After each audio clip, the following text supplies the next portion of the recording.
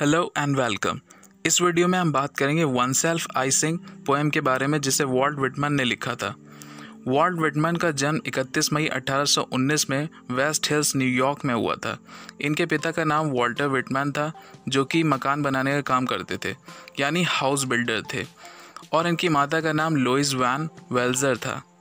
Vault Whitman को father of American poetry कहते हैं। याद रखिए, फादर ऑफ अमेरिकन पोएट्री, ना कि इंग्लिश पोएट्री। इन्हें बार्ड ऑफ डेमोक्रेसी भी बोला जाता है, जिसका मतलब है लोकतंत्र का कवि। दरअसल वॉल्ट विटमन डेमोक्रेसी में काफ़ी विश्वास रखते थे, इसीलिए इन्हें बार्ड ऑफ डेमोक्रेसी बोला गया। इन्हें अमेरिका का सबसे प्रभावशाली कवि माना जाता है, मोस्ट इन्फ्लुएंशियल अमेरिकन पोएट। इनकी मृत्यु 26 मार्च 1892 में कैमडेन, न्यू जर्सी में हुई थी। Statue of Liberty, a spider, one of the works inspired by the poem, a live oak tree, a mocking bird, I hear America singing, Walt Whitman के द्वारा लिखी कुछ फेमस पोएम्स हैं। चलिए अब पोएम की बात कर लेते हैं।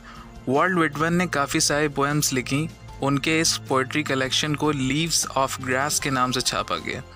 वन सेल्फ आई सिंग उस कलेक्शन में पाई जाने वाली सबसे पहली पोएम है, जिसे 1867 में छापा। इसमें पोएट लिखता है, one self I sing, a simple separate person, yet utter the word democratic, the word on a mass। कवि खुद के लिए लिखता है, एक साधारण अलग इंसान की तरह, लेकिन वहीं वो दूसरे भी बहुत से लोगों पर कविताएं लिखता है, क्योंकि वो लोकतंत्र यानी डेमोक्रेसी में विश्वास रखता है, और लोकतंत्र तो सभी को बराबर का सम्मान देता है। ऑन अ मैस का मतलब एक बड़े जन समूह से, मतलब ढेर सारे लोग। चलिए इस शब्द को एक एग्जाम्पल के साथ समझ लेते हैं। The students protested against the fee hike on mess, यानी स्टूडेंट्स ने एक साथ बड़ी तादाद में मिलकर बढ़ती हुई फीस का विरोध किया। Of physiology from top to toe I sing, not physiognomy alone not brain alone is worthy for the muse, I say the form complete is worthier for the female equally with the male I sing. इन lines में poet कहता है कि वो शरीर की सभी क्रियाओं पर सिर से लेकर, टॉप मतलब सिर से लेकर पांव तक की सभी क्रियाओं पर लिखता है। वो कहता है कि उसकी राइटिंग्स केवल दिमाग और चेहरे की बनावट से ही प्रभावित नहीं होती, बल्कि शरीर के हर भाग का बराबर महत्व है। फिजियोग्नमी शब्द ग्रीक भाषा के दो शब्दों फिजिस और नॉमन से मिलकर बना है, जहाँ फिजिस का मतलब नेचर और नॉमन का मतलब जज करना होता है। मतलब फिजियोग्नमी वो कला है जिसमें इंसान चेहरे से ही किसी का नेचर बता देता है। असल ज़िंदगी में भी हम किसी के चेहरे से अनुमान लगाते हैं कि वो किस स्वभाव का है। अगर कोई सीधा और नेक इंसान होता है तो हम उसके चेहरे से ही जान लेते हैं।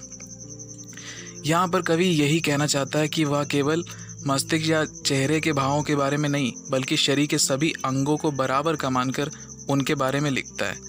यहाँ पर कवि ये कहना चाहता है कि छोटे बड़े, दिमाग का काम करने वाले या शारीरिक श्रम करने वाले सभी बराबर का महत्व रखते हैं। महिलाओं का भी उसकी नज़रों में उतना ही महत्व है जितना पुरुषों का। Of life immense in passion, pulse and power, cheerful for freest action formed under the laws divine, the modern man I sing। इन अंतिम पंक्तियों में कवि कहता है कि वो आधुनिक मनुष्य के बारे में कविताएं लिखता है। वो मनुष्य जो शक्तिशाली है, ऊर्जावान है यानी एनर्जेटिक है, और जिसकी ज़िंदगी हर्ष और उल्लास से भरी है। वो उनके सभी स्वतंत्र कार्यों यानी फ्री एक्शंस के बारे में लिखता है, जो वो ईश्वर के डर में रहकर करते हैं। तो ये थी पोएम वन सेल्फ आई सिंग। मुझे यकीन है कि ये वीडियो आपके लिए बहुत हेल्पफुल रही होगी। चैनल पर नए हैं तो इसे सब्सक्राइब कर लीजिए, और वीडियो को लाइक करना और शेयर करना बिल्कुल मत भूलिए। थैंक्स।